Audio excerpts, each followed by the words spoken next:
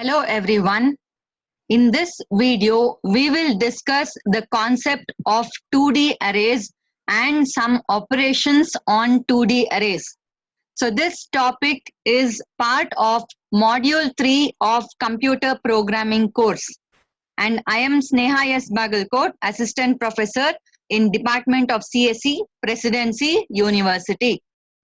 So to begin with, we will just recap a little of the concepts required for knowing the 2D arrays. So initially we have the meaning of array.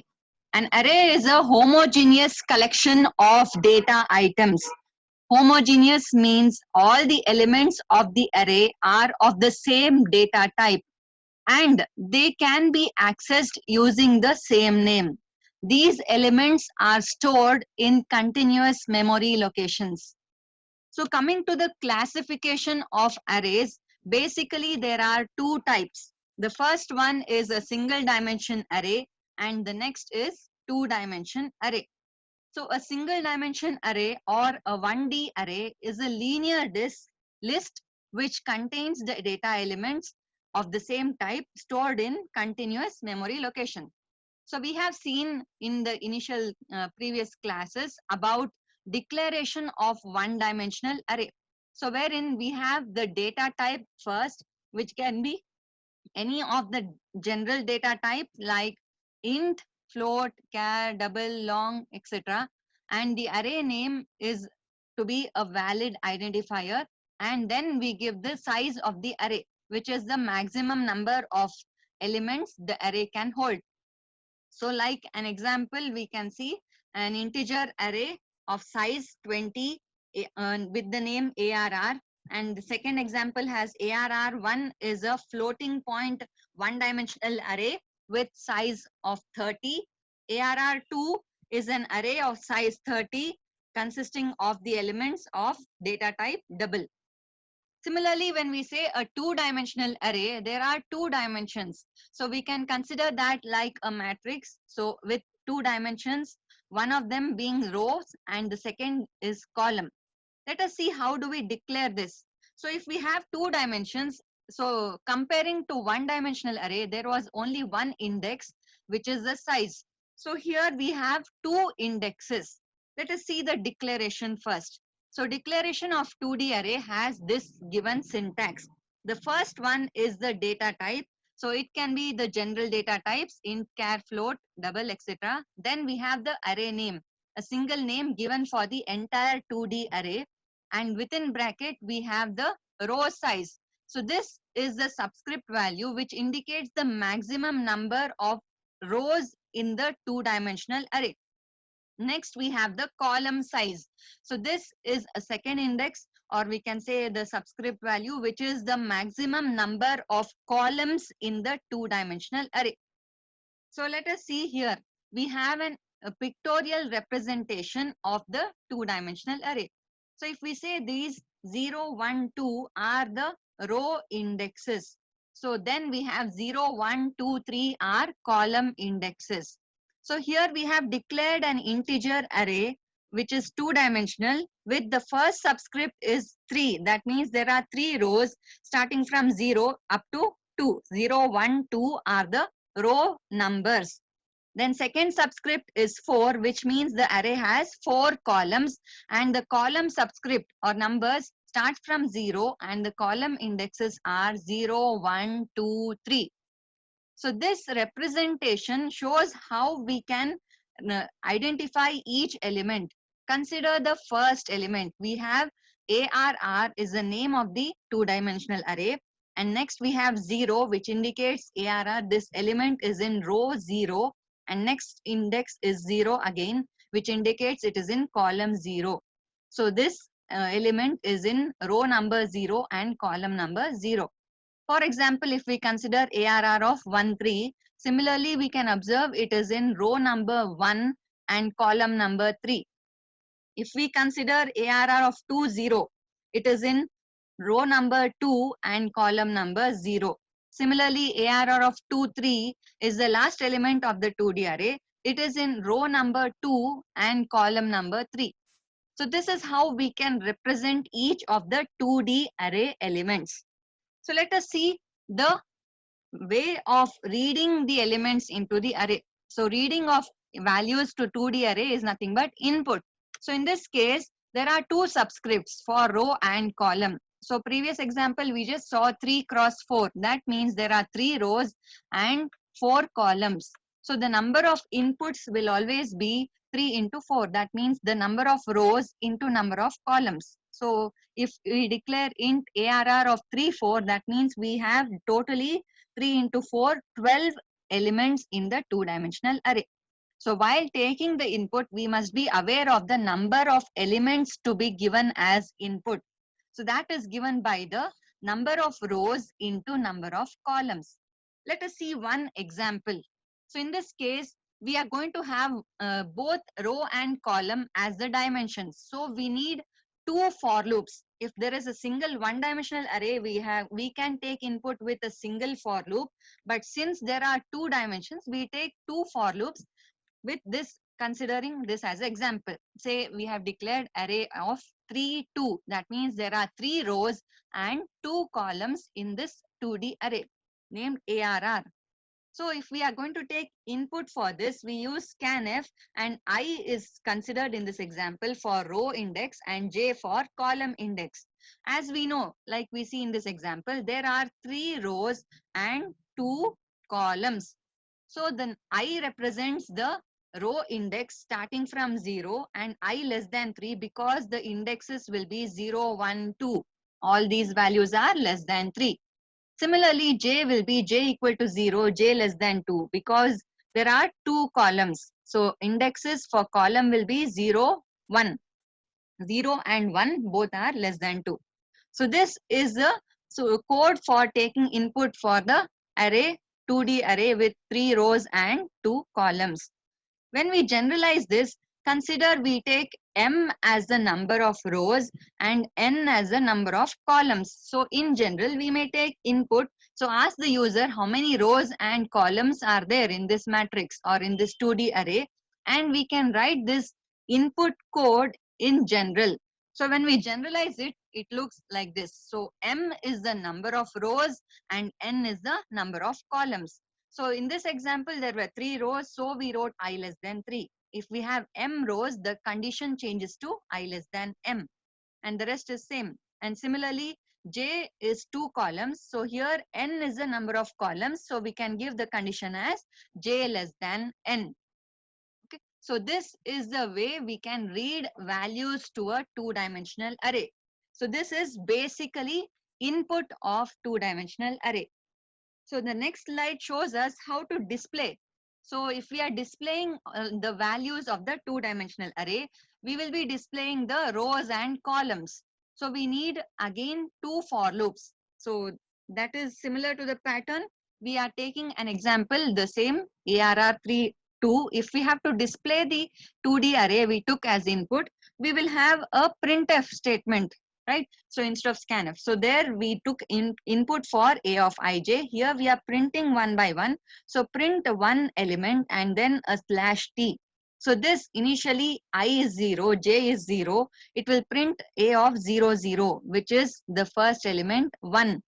Next, I remains 0, but j changes to 1. So a of 0, 1 has to be printed. So after a tab space, a of 0, 1 is the second number 2.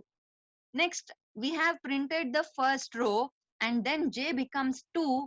2 less than 2 condition is false. So control exits from the inner for loop. Next, we have a slash n. So cursor comes to the second line. Now I is incremented, I becomes 1, j starts again from 0. So we are supposed to print a of 1, 0. I is 1, j is 0.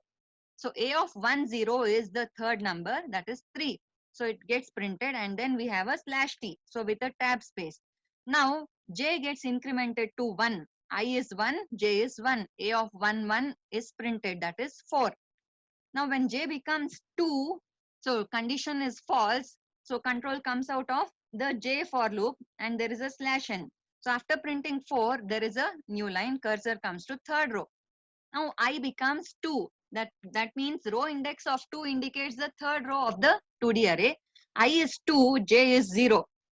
So now A of 2, 0 will be printed, that is 5. Next we have a tab space, and then j becomes 1, I will be 2 itself. So A of 2, 1 will be printed, which is 6. Now when j becomes 2, 2 less than 2 condition is false. So control exits from this loop. There is a slash n, cursor is here. Now j is completed. I will be incremented again. I was 2, it gets incremented to 3. So 3 less than 3 condition is false, and the outer for loop also terminates. So we have printed the 2D array in the form of a matrix. So the rows and columns are printed. So while giving input, we may give the input in a single line itself, and still we can then print it in the form of a matrix. Now this is for a 2D array with 3 rows and 2 columns. If we want to generalize like we did for reading, so for output, we can generalize again using m as the number of rows and n as the number of columns. So when it is generalized, we can see the part of the code here. So m is the number of rows, condition changes to I less than m. And n is the number of columns, condition changes to j less than n. So this is a generalized code for displaying 2D array values. So now let us see the problem, the real-time scenario, which is referring from the lab sheet 3 for input and output of 2D array. So as we see here, we have Mr. Umar is a research scholar and he is currently working on images. So he knows that images will be stored in the form of rows and columns. That is a 2D array. So we'll have certain numbers which represent some pixels in the image, and it is stored in the form of a matrix. So now this particular pattern of the image has m rows and n columns to identify the given image. So before identifying, Umar wants to read the image and then print it. So now help Mr. Umar in reading the pattern. So this is a real-time scenario. In this problem statement, we see that we have to take input for a two-dimensional array or a matrix with m rows and n columns, and then display that pattern or the matrix. So what are the requirements? So first we need to declare the two-dimensional array. So we can declare with any name here. Previously we took a or anything. Let us say we take pattern. So we'll have 2 dimensions here. And then we have to read the number of rows and columns. So before we take input, we have to know how many rows and columns are there in the 2D array. So take input for m, which is number of rows, and n, which is number of columns. Again, here any variable can be used. So now next read the pattern or the two-dimensional array values and then display the pattern. So this is the first program in 2D array, which is just input and output of 2D array elements. So let us see how do we do this. So first we have to take input for the number of rows and columns. So we are giving a printf message, enter number of rows and columns. So we have considered m and n. So input m and n. Let us say, for example, there are 3 rows and 2 columns. So like similar to the example we have considered, or any value can be given here. So here we need to take input. So we give a message, enter the image values, say certain numbers. That means with 3 rows and 2 columns. So totally we need to take input for 3 into 2, 6 elements. So here first we are taking input, say I and j will start from 0. And we have given the name of the 2D array as pattern. And all these array elements are integers. So we specify format specifier as %d and then take input and pattern of ij. Initially I and j is 0. So we take input for the first element of the 2D array, pattern of 0, 0. Now next we have to increment 0, 1, 0, 2, 1, 1 and so on. So we have to increment the values of I and j. How do we do it? using for loop. So one loop for I, which is I equal to 0. Index of the row starts from 0 up to m, that is up to 3 in this example. And next one for loop for j. So j starts from 0, j equal to 0, j less than n. N is the number of columns. In this example, we have taken 2, any value can be taken. So here we are taking input for a 2D array with 3 rows and 2 columns, m equal to 3, n equal to 2. Let us say we are then declaring all the variables. So ij for the index of the loop, m and n number of rows and columns, pattern of 2020. Note here, this is the declaration of the two-dimensional array. So 2020 means it is the maximum number of rows and columns. So maximum of 20 rows and 20 columns can be there in this array. So it reserves memory for a two-dimensional array with 20 rows and 20 columns. So we will not give a very large value like 50 or 100. So that memory will not be just reserved only for one, right? So let us give a reasonable, say 2020, that is a maximum number we can give for m and n. Now we are just giving the header file and main function. Let us consider an example. So this 1, 2, 3, 4, 5, 6 are the input values. So as we observe, there are 3 rows. 1, 2 is in row number 0. Row number 1 has 3, 4. Row 2 has 5, 6. Similarly, column starts from 0. Column 0 is 1, 3, 5. Column 1 is 2, 4, 6. That is what we know, right? So now we have taken input for this 2D array or the matrix. Next is to print it. So like we have seen, just the name of the 2D array is different here. We have generalized it in the previous slide also, we have seen that.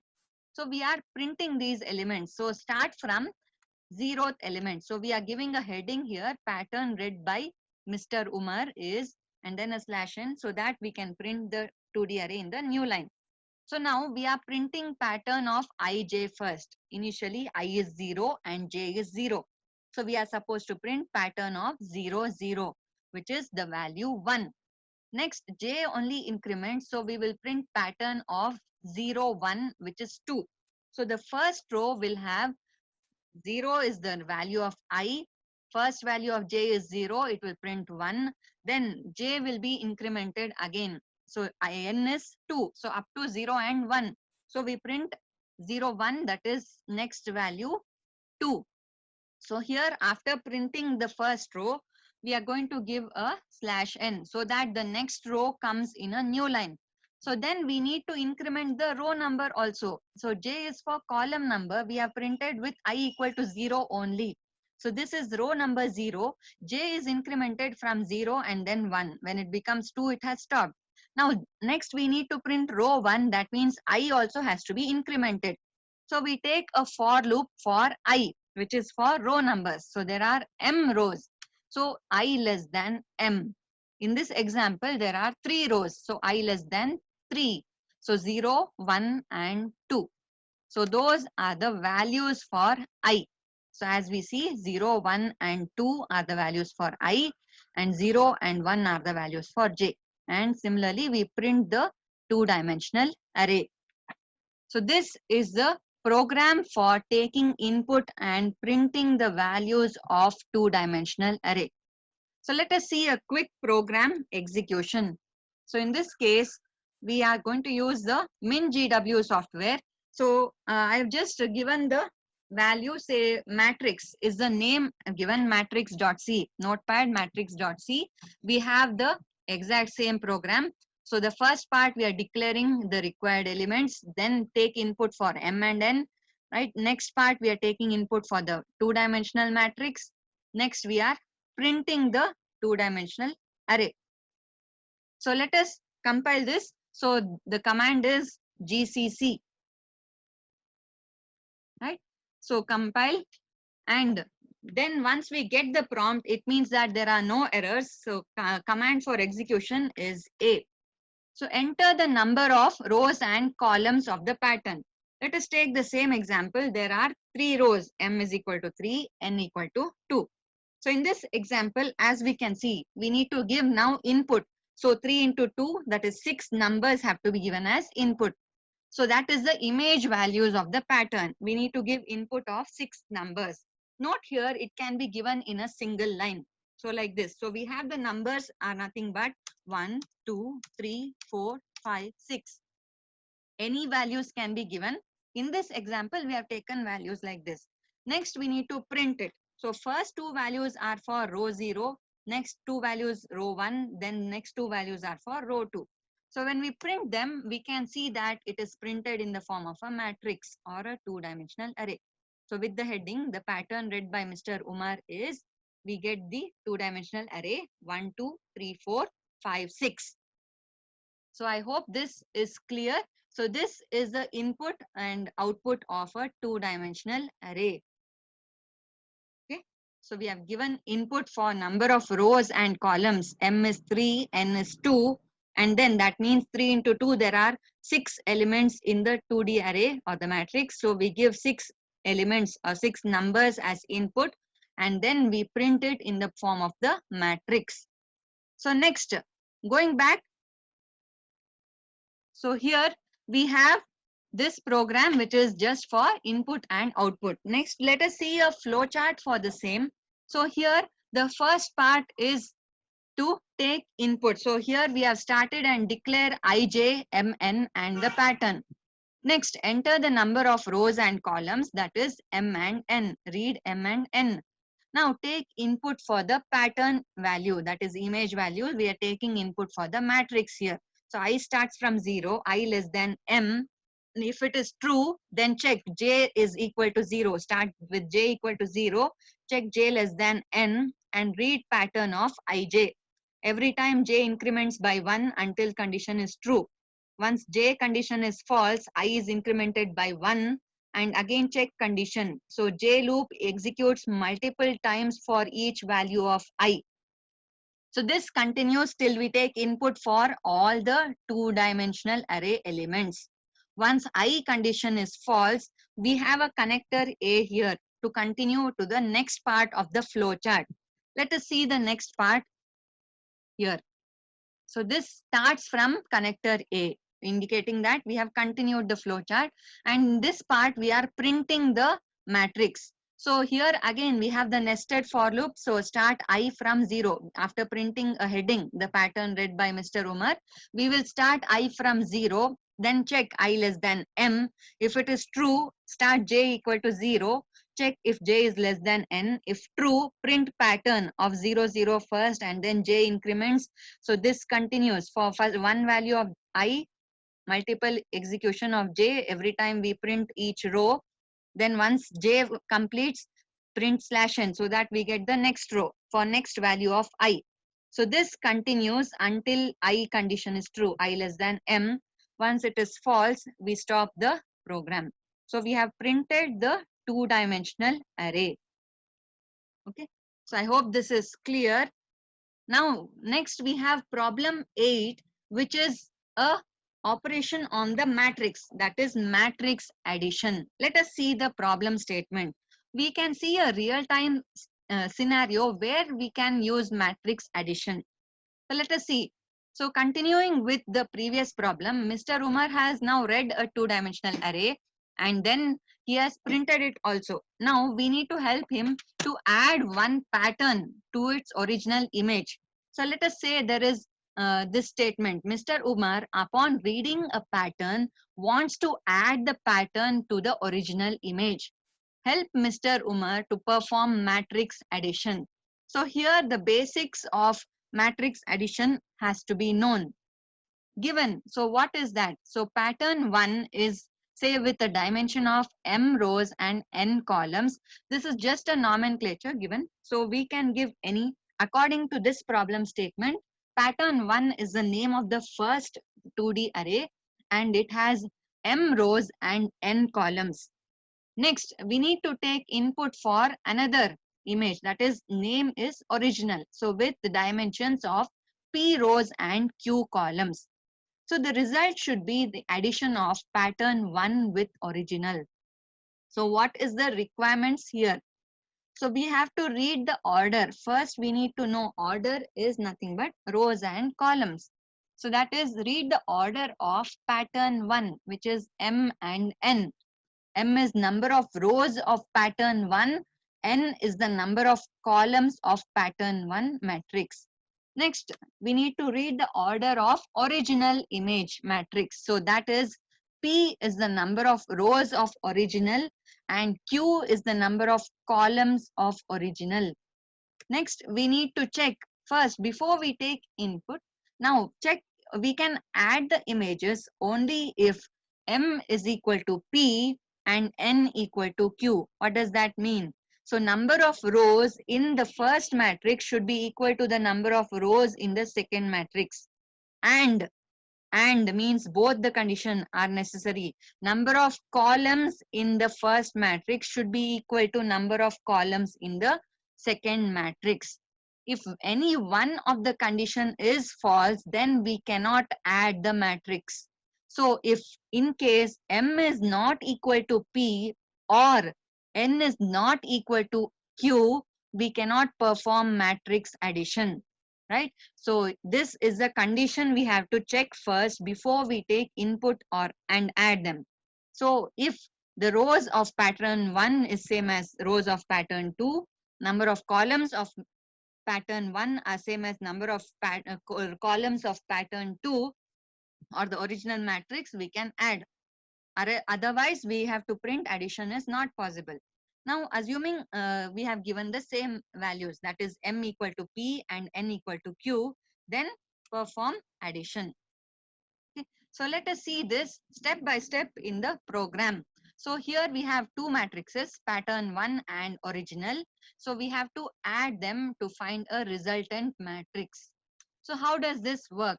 First, we need to take input for the number of rows and columns of pattern 1. That is, M and N is considered as number of rows and columns. Take input for M and N. Let us say an example. We have pattern 1 with 3 rows and 3 columns. Next, we need to find out the number of rows and columns in the original image. That is the second matrix. So P and Q. P is the number of rows and Q is the number of columns. So say we give 3 and 3. 3 rows and 3 columns in original. Now if we say to check the condition, we see that M is equal to P and N is equal to Q. If any one is false, then condition has to be given as matrix addition cannot be done. So check the condition. In case M is not equal to M is not equal to P or N is not equal to Q. So that is what we give here. In case M is not equal to P or N is not equal to Q, that means we cannot add any one condition. If we give like two rows here and 3 here, we cannot add, or 3 here and 4 here, we cannot add. So we have to give the message matrix addition is not possible. So if both are equal, that is M is equal to P and N is equal to Q. So here we may give 3, 4, 3, 4. That means number of rows in both is 3, number of columns in both is 4. Even in that case, we can add. If any one is different, we cannot add them. So else we can perform addition. So we are declaring else part will be the continuation in the next slide. So here we are declaring I and j variables for the for loop. M and N is the order of pattern 1. P and Q is the order of original. So we are declaring pattern 1, the first matrix, with the maximum of 20 rows, 20 columns, and declare original, which is the second input matrix with maximum of 20 rows, 20 columns. And the resultant matrix is the result, which stores the added values, sum of each element. So that is also declared as a result with a maximum of 20 rows and 20 columns. Now, once we check this condition, we find that M is equal to P and N is equal to Q. So we can add the matrix. So control now comes to else part. So we are also giving the header file and main as usual. Now let us continue with the else part. We have to perform matrix addition. So let us say first thing is to take input for pattern and original. To add two matrix, we need the two matrix, right? So we need to first take input for both the matrices. So first part is the code to take input for pattern. So similar to the previous program, we know that m rows and n columns, we can take input using the for loops, right? So I less than m, j less than n. That is what we need to keep in mind. M and n are the number of rows and columns for pattern 1. So taking input for pattern 1, let us say for example, we give like this. Anything can be given in this, an example of 3 rows and 3 columns. Next part is to take input for original matrix. Second matrix is given a name as original. So here the order is P and Q. Please note that the condition is I less than P, because in original the number of rows is P, and J less than Q because the number of columns is Q. So we are taking input for original matrix I and J. So here let us consider an input like this. Again here we are, as per our example, we have given 3 and 3 itself. So 3 rows and 3 columns. So here we are going to have an input example like this. Now how to add this? So basically addition, we have checked the condition, number of rows matches for both the matrix, that is 3. Number of columns also matches. So in both the matrix, the number of columns is 3. Now to add the two matrix means we are adding each element of the matrix to its corresponding element in the second matrix. That means we are adding the first element in pattern to first element of original. So pattern of 0, 0 has to be added with original of 0, 0, and this has to be stored as first element of the resultant matrix. That means result of 0, 0. So 1 plus 1 will be 2, which is stored as result of 0, 0, right? So initially considering I is 0, j is 0. Pattern 1 of 0, 0 is 1. Original of 0, 0 is also 1. So we are adding them both. 1 plus 1 is 2. That has to be stored to result of 0, 0. So result of 0, 0 is 2. Similarly, now pattern 1 of 0, 1 has to be added with original of 0, 1. 1 plus 2, that is 3, has to be stored in result of 0, 1. That means we have to increment j every time and then increment I also. So the condition can be either I less than P or I less than M, because M is anyway equal to P. And J condition also can be J less than Q or J less than N, because anyway they both are equal. So here we are incrementing I and J every time and adding the corresponding elements of the two matrices. So 1 plus 1, we get the first element is 2, then 1 plus 2, we'll get 3. 1 plus 3, here we get 4. So 2, 3, 4 will be the first row, and this continues adding each element. 2 plus 4 is 6. 2 plus 3, 5. 2 plus 6, 8. 3 plus 5, 8. 3 plus 2, 5. 3 plus 1, 4. So we have added each element of the first matrix with its corresponding element in the second matrix and stored them to the corresponding place in the third resultant matrix. So this is the tracing of the matrix addition along with the code. Now once we find the 2D array resultant matrix, next we have to print this resultant matrix. That is again similar to how we have printed the previous pattern, right? So here we are printing a heading first, resultant matrix after addition is. Now we are going to print result of ij, right? So that is result of ij, each value with a tab space. So give %d tab space result of ij. We are going to print row by row. So first row I is 0 and j is 0. So we print 2, then j becomes 1. So increment the value of j only. So 0, 0 is 2. Result of 0, 1 is 3. Result of 0, 2 will be 4. We have printed only the first row, that is row number 0, because I will be 0. Now to print the next values, I has to be incremented. So that is done by using a for loop for I, right? So in the next line, we print the next row, increment I value up to M. So M or P, both are same. And then J less than N, or we can give J less than Q also.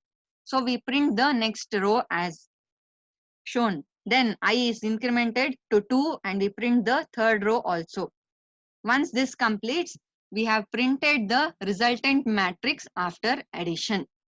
So this first we are closing one bracket for else. Please take note. Here we are close the for loop of I. This is to close the loop of else. Number of open bracket should be equal to the number of closing bracket. Next we have another bracket, so which is the closing for main function. So we have to keep track of the number of brackets, otherwise it results in an error. So that we compile successfully. Let us see that. So let us see a quick program execution. So here we have the previous one. Let me clear screen, CLS. So here I have given the name as matrix add. Just a related name can be given. So as we see the same program, we have declared all the required variables, and then next we are taking the input for m and n, number of rows and columns of pattern 1. Then take input for pq, number of rows and columns of original. Check the required condition. Number of rows should be equal to number of columns. If it is not equal, or number of rows of first matrix should be equal to number of rows of second matrix. If it is not equal, or number of columns of first matrix, if it is not equal to number of columns of second matrix, we cannot add the two matrix. So we display matrix addition is not possible. Consider m is equal to p, that means 3 and 3 we took, so that is equal, and also n is equal to q, 3 3 both are equal, so both conditions are false here. So false or false, so or loop we get false. So if condition is false, so the control comes to else part. That means we have given the values of number of rows and equal for both, and number of columns are same for both, so we can perform addition. So in the else part, we see the first thing is to take input for first matrix pattern 1. Next, here we are taking input for second matrix, that is original. The next part of the code is to add the two matrix, add pattern and original, and store it into result. The next part is to print the resultant matrix after addition. Then close else and then close main. So let us execute this. So the command for execution is gcc in MinGW. So once we get back the prompt, there is no error. So let us execute A. In the first case, case 1, we will give correct like with addition. So let us give value of m is 3 and n is 3. So the same example, let me consider. So here for pattern 1, we have given the order. Now let us give PQ, that is for original, again 3 and 3. That means 3 rows and 3 columns in the second matrix also. So original. Next, it is asking us for the values of pattern 1. So I will give in the form of a matrix so that it is clear for us. So first row has 3 values, second row 3 values, and third row 3 values. And then I'm taking the same example, input for original. So 1, 2, 3 values of first row, second row 4, 3, 6, third row 5, 2, 1. Now we have given input for pattern 1 and original. It has to add them and print the result. 1 plus 1, it should give 2. Then 1 plus 2 will be 3. 1 plus 3 will be 4. So that means 2, 3, 4 and so on. It will continue. Add the corresponding values of both the matrix and store it in the corresponding place of the result. So this is our resultant matrix. So we observe 1 plus 1 is 2, 1 plus 2 is 3, 1 plus 3 is 4 and so on. We have added each element of the first matrix with its corresponding element in the second matrix and stored in the corresponding place in the third resultant matrix. So this is the output for matrix addition. So here we have taken input. So first input is for the number of rows and columns of pattern 1, then input for number of rows and columns of original image. Then we take input for the first matrix, that is pattern 1. Then we take input for the second matrix, that is original, and then we added the matrix to display the output, that is the resultant matrix after addition is as shown. So we have added the corresponding elements to get the matrix addition output. So let us see another case. So executing it again, we can also execute using a.exe in MinGW. So now here we have the number of rows and columns. For example, let us consider we give, just a second. So let us consider we give the value as 2, 3. M is 2 and N is 3. 2 rows and 3 columns.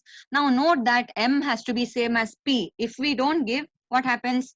Say we give 3. M is not equal to P. 3 rows and 3 columns. Or if we give 4. So both are not equal.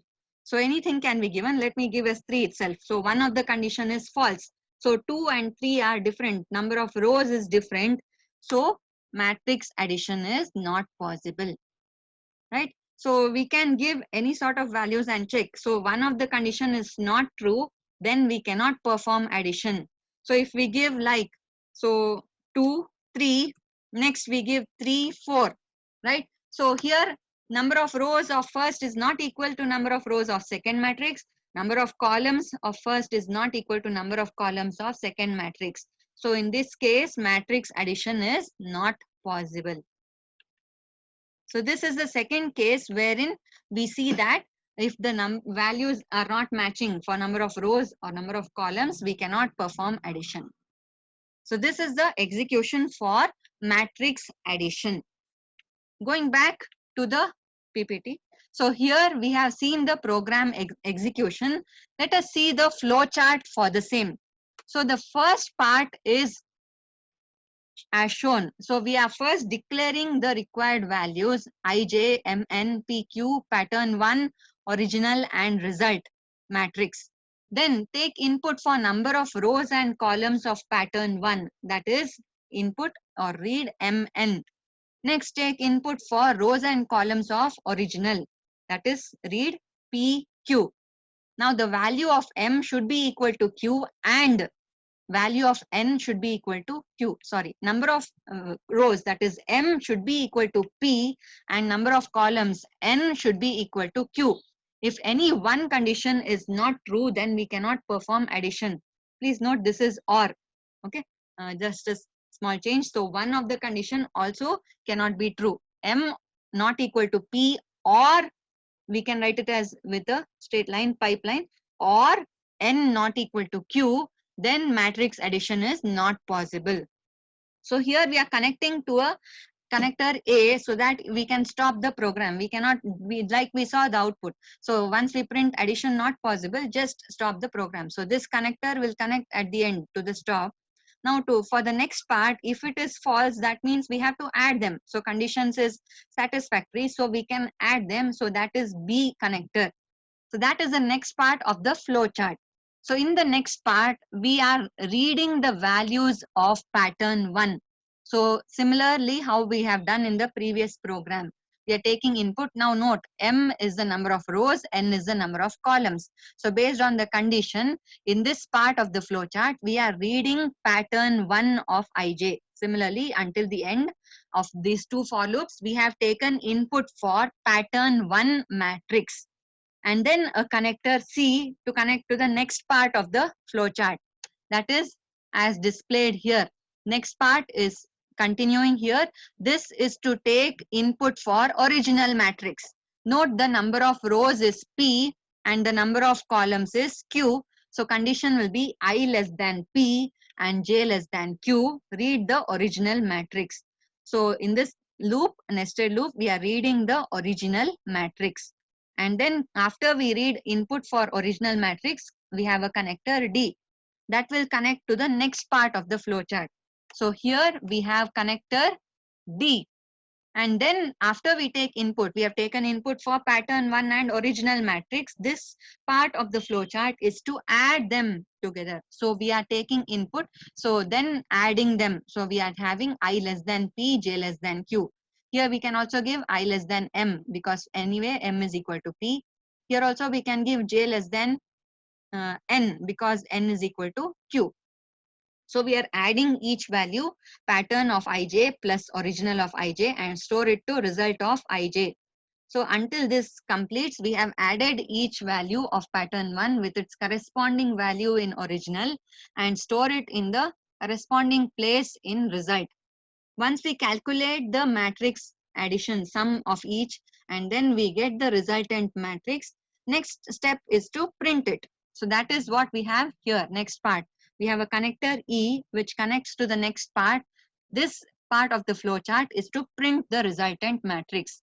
So just a heading is given, the resultant matrix after addition is, we print the matrix. Note that here we have given I less than m, j less than n. So because m is equal to p, n is equal to q.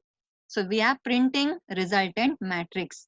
And then after this loop completes, we go to stop. And this A is got from the for if condition. So if condition, there we have seen, if we cannot add them based on the condition, we display matrix addition is not possible and then connect to a connector A and then stop the program. From A, we just stop the program. So this is about matrix addition. I hope this is clear. Next, we have problem 9 is basically matrix multiplication. Now, there are certain fundamentals necessary to be known for multiplying a matrix with another matrix. So here, let us see first the problem statement. So continuing with Mr. Umar problem, now he has taken input and added, that is what we have seen. So now he has to perform some more operations.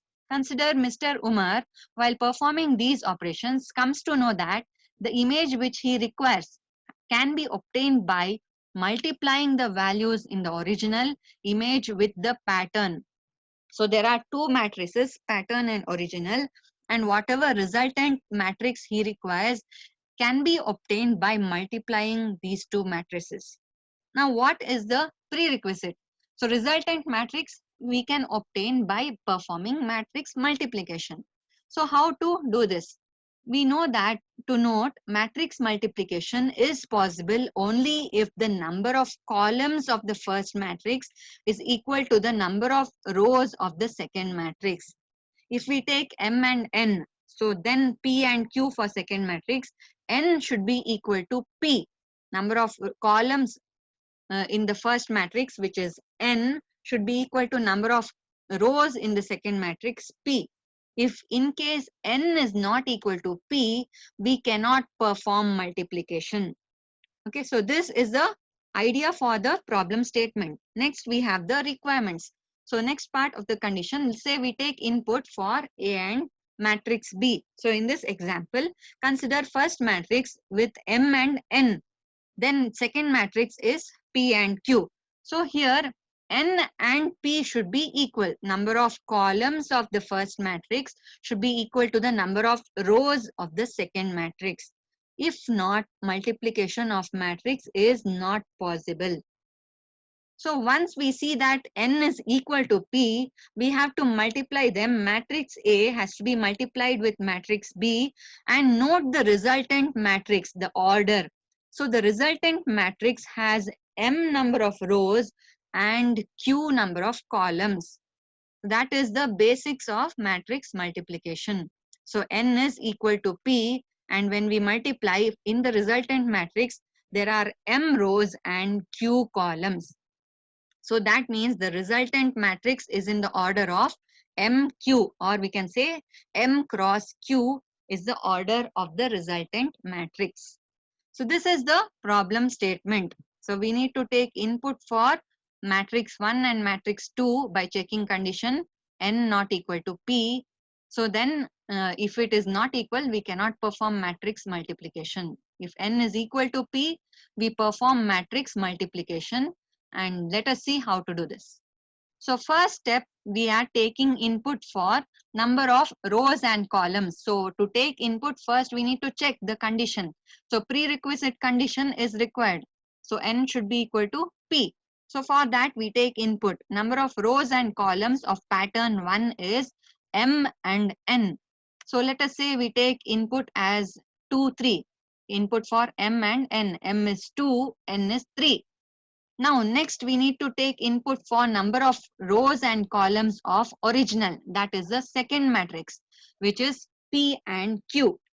So we take input for P and Q. Consider P is 3 and Q is 4.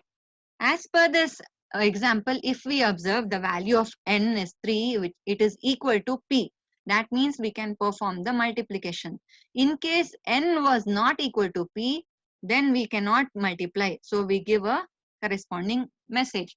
So here we are declaring the required variables ijk for loop indexes, Mn order of matrix 1, PQ order of matrix 2, which is nothing but pattern 1 is the first matrix, 20 rows and 20 columns max, and then original is the second matrix, maximum of 20 rows and 20 columns is declared.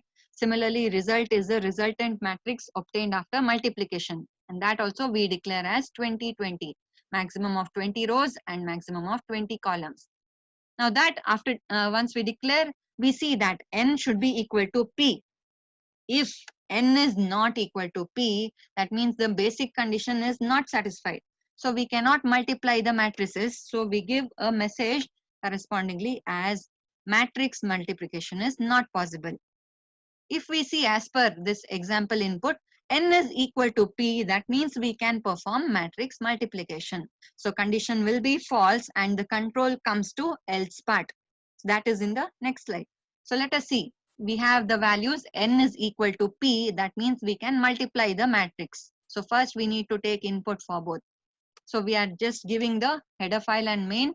Let us continue. We have to now take input for both the matrix. We have taken input for the order and then check the condition, prerequisite condition for order. Based on that order, that is number of columns of first matrix should be equal to number of rows of second matrix.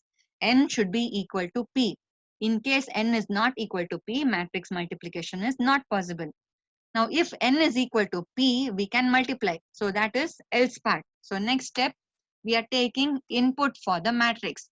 So first input will be M cross N. So first matrix pattern 1. Let us consider M cross N. We have taken 2 and 3, 2 cross 3 matrix, 2 rows and 3 columns. So considering a input. So here 2, 4, 1 is in row 1, 3, 5, 2 is in row 2. Similarly, we are taking input for original matrix. So that is P cross Q. So we have given 3 and 4. That is 3 rows and 4 columns.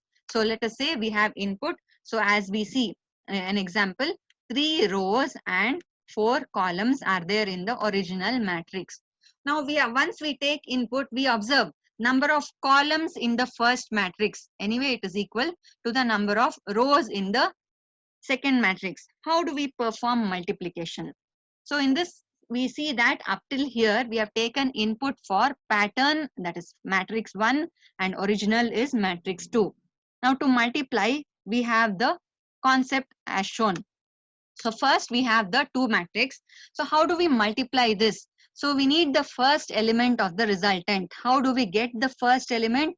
So that is the first row has to be multiplied with the corresponding element in the first column of the second matrix. So and add each of them. So sum of 2 into 2 plus 4 into 4 plus 1 into 1 will give us the first element. So 2 into 2, which is 4, plus 4 into 4, 16, 4 plus 16, plus 1 into 1. So here 4 plus 16 plus 1, we get 4 plus 16, 20, plus 1, 21. So 21 is the first element of the resultant matrix. How do we get the second element? First row has to be multiplied with the second column. So 2 into 5 plus 4 into 1 plus 1 into 2. So that is the second value. So 2 into 5 is 10 plus 4 into 1 is 4, 10 plus 4, 14 plus 1 into 2 is 2, 14 plus 2, 16. 16 is the second element which is in the which is after 21. So this continues. Next will be first row with third column, then first row with fourth column, and similarly it continues with the next set of values, next row values. So once we see this, we can obtain the matrix result, right? So first element is obtained by first row and multiplied with the corresponding elements of first column, add each of them. So we have the sum of products here. So each one is a product and find the sum of products to get the element. So 2 into 2 plus 4 into 4 plus 1 into 1. We get the first element 21. Next element is first row of the first matrix multiplied with the corresponding second column of the second matrix. We get the second element. So that is 2 into 5 plus 4 into 1 plus 1 into 2, which is 16 is the second element. And this continues, right? So if we see that we have basic operation, each one may be product, but basically we are adding the products. So we have to have a resultant matrix. What is the initial value? When we know that the basic operation is addition, the initial value will be additive identity. Additive identity is 0. That means if we add any number to this 0, we will get back the same number. So if instead of this, we have 0 plus 2 into 2 plus 4 into 4 plus 1 into 1, we will still get 21. So first, initially, we have to give the value, initialize result value to 0. We are doing it step by step. So first we are initializing the first value to 0. That is nothing but result is the matrix which is going to hold the multiplied resultant matrix. So result of ij, initial value of I and j is 0. So result of 0, 0 is initialized to 0, because otherwise if it has some garbage value, it will get added and we will get a wrong answer. So to avoid, we are initializing with the additive identity 0. Next, we need to multiply each of these values and then add them together. Sum of products has to be found. So for that, we have the initial value 0 and then we are taking ijk here, no worries. So this is just to have a corresponding value, first row with the corresponding first column. So for that, we will take an extra variable k, which we have declared. It is another index. So it also starts from 0. So first result of 0, 0 is added with pattern 1. I is also 0. Initially ij, k all are zeros. Pattern 1 of 0, 0 multiply with original of 0, 0. So result of 0, 0 anyway we have initialized to 0 plus pattern 1 of 0, 0 is nothing but the first value, that is 2, into original of 0, 0 is 2. So we are multiplying 2 into 2 here, that is 4 gets added to 0. So now result of 0, 0, initially it is 4. Still we have just performed only this part, right? Now we have to add this value. How do we get this? So 0, 1 here, okay, pattern of 0, 1, and here it is original of 1, 0. That means only the number of the column in first one and the number of row in the second has to increment. So for that we take a common variable k. So only k has to increment now, because we have to add pattern of 0, 1 with original of 1, 0. I and j will be zeros only. So we have three set of nested loop. One is I, another is j, another is k. Let us see how this works. Only k will increment. Only the innermost loop, which is k loop, will increment. How is that? So for k less than n. N is the number of columns. So there are 3 columns in pattern 1. Until then we are adding. So k becomes 1. Pattern of 0, 1, which is 4, is multiplied with original of 1, 0. K is 1, j is still 0. Once k completes, only then j will increment or I will increment. I and j remains 0 until k loop completes. So until k is less than n, that is 3, this continues. So we have added 2 into 2. Okay, that is stored into result. Now result is 4. Okay. Now pattern of 0, 1, which is 4, is to be multiplied with original of 1, 0, that is 4. Multiply 4 into 4 and add to result. Result has already 4. So 4 into 4, 16 is added to 4.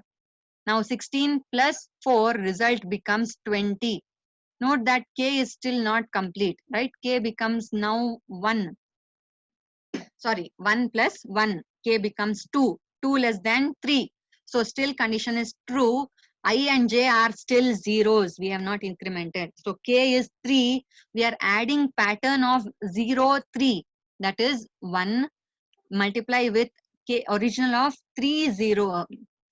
2, 0. So pattern of 0, 2 is nothing but 1 is multiplied with original of 2, 0, which is 1. 1 into 1 is multiplied. That is added to result. Result already is 16 plus 4, that is 20 we had got in the previous step. 20 plus 1, we get 21. Now when k gets incremented again, it becomes 3. 3 less than 3 condition is false. Control exits from the k for loop. Now, similarly, we have to perform the steps for next rows and next columns, right? We need to increment I and j also. So we have got the first value here. Next, we have to continue, multiply the first row with second column. So this means we have to increment j now, right? I will still be the first row. First row will be multiplied with each column. So 4 times we multiply. I will be 0 only. So next only this will increment, right? Columns. First row will be multiplied with first column, then first row multiply with second column, first row multiply with third column, then first row multiply with fourth column. So this has to complete. So we have to increment j and also then we will increment I. So we have the k loop innermost and then we have j and then we have the loop for I. I is for the number of rows, which is m value. J is for the number of columns. So that is the Q value, number of columns in the second matrix. So now once we multiply this, so step by step, so for each value of I, J executes multiple times. So entire body of J is this one. So it executes multiple times. Similarly, for each value of J, K is the innermost loop, it executes multiple times. So once we come out of K loop, only J will increment to 1. I will be still 0. That means row number 0 will be now multiplied with column number 1 of second matrix. Then this continues until first row number 0 is multiplied with 0, 1, 2, 3. So J will be incremented till 3. Right? Q value is 4 because there are 4 columns. Now until we multiply first row with all, this continues. Once J is complete, so then I will be incremented and then continue second row. That is I becomes 1. Row 1 will be multiplied with first column. Then this 3, 5, 2 multiplied with second column. Then this row multiplied with third column. Then this row multiplied with fourth column. So this is how the entire matrix multiplication takes place. So basics of matrix multiplication need to be clearly known. So as we have seen like this. So here how to find the first element, first row, multiply with corresponding elements of first column and then add the products. So that gives us the first element of the resultant matrix. So first element 21. Similarly for second element, first row is multiplied with second column of pattern, second matrix. So we get the second element. Similarly, we continue. So once we find the resultant matrix, so this code is the main logic of matrix multiplication. Note the indexes to be given properly. So now once we calculate the resultant matrix, next step is to print the resultant matrix, result matrix. So we are giving just a statement resultant matrix after multiplication. So we know that the resultant matrix I and J starts from 0. We are printing from the first element onwards. So we are going to give the condition. We know the resultant matrix has the order of M cross Q, 2 rows and 4 columns. So here we print the first row for I equal to 0, print the first row and then we get a slash n and then we print the next row. So this we have the code till matrix multiplication. Then we have checked only in else part this will work. So close the bracket for else and then close the curly bracket for main. So number of brackets is to be taken care. So this is the program for matrix multiplication. So let us see a quick program execution. So CLS, let's clear the screen. So here we have the program, just given matrix MUL is the name I've given. So any name corresponding we give, it is good. So based on the application. So the same program is there here. So that is, first we are declaring I, J, K for the for loop index, M and N order of pattern 1, PQ is order of original. Declare pattern 1, original and resultant matrix, each with maximum of 20 rows and 20 columns. Take input next for M and N, then take input for PQ. Next we check number of columns in first row has to be equal to number of rows in the second row. If not, matrix multiplication is not possible. That is, if N is not equal to P, we cannot multiply the matrices. If they are equal, we can perform though. So we continue with the else part. So N is equal to P. So then we are coming to the else part. Control comes here. First thing is to take input for first matrix and then next second. So first we are taking in this part of the code, take input for the first matrix. Next part of the code, we are taking input for the second. First matrix is pattern 1, second matrix is original. Those are the names given. Next part of the logic is the multiplication of matrices. So this is the main logic for multiplication of matrix. So here we are multiplying the same code we just discussed. So we are multiplying both the matrices and storing the result in the matrix result of IJ. Once we complete multiplication, we are printing the resultant matrix. Next, we have this bracket which corresponds to the else part. So only if the condition is false, we have come to the else part where we start the matrix multiplication, right? So this bracket has to be closed. So that is here. So at the end, first we close a bracket for the else and then bracket is closed for main. So let's compile this. So we have the command in MinGW is gcc program name.c. Here it is matrix multiplication.c. So once we get the prompt, there is no errors. A is the command for execution. So let us give the same example we have just considered. So 2 rows, 3 columns in pattern 1. Note the number of columns is 3 and the same is given for original. First case, let us see with the required value, 3 rows and 4 columns. So N is equal to P, we can perform multiplication. N is 3 and P also is 3. Mn and PQ values are taken. Next, we need to take, since Mn is equal to P, we have to take input. So now pattern 1 has 2 rows and 3 columns. So we will give that as input. So first row with 3 columns, then same value, second row, so 3 columns, same value as the example we considered. Next, input for the second 2D array, which is the second matrix original. So it has 3 rows and 4 columns. So first row is 2, 5, 1, 3, 4 columns. Second row 4, 5, so 4, 1, 5, 2. Third row 1, 2, 3, 4. So these are the inputs. So first input is number of rows and columns of pattern 1, 2 rows and 3 columns. Next input is number of row column of original, 3 rows and 4 columns. So that is the pattern, 2 rows and 3 columns. Next original, 3 rows and 4 columns. As we observe, N is equal to P. It has to multiply and give us the resultant matrix. What is the expected order of the resultant matrix? We know that the expected order will be M cross Q. That means the resultant matrix should be of order 2 cross 4. There should be 2 rows and 4 columns, right? So let us see what is the resultant matrix. So in this case, we see that the resultant matrix after multiplication, we have 2 rows and 4 columns. So as we have seen, this is the in output execution of matrix multiplication. 2 cross 3 matrix pattern 1, 3 cross 4 matrix is original. We take the input correspondingly for pattern 1 and original, and because number of columns is pattern 1 is equal to number of rows in original, we can multiply, and we have the resultant matrix of order 2 cross 4, that is 2 rows 4 columns. So this is case 1 wherein the required condition is satisfied. Let us see another case. So I'll just scroll down a little. Right?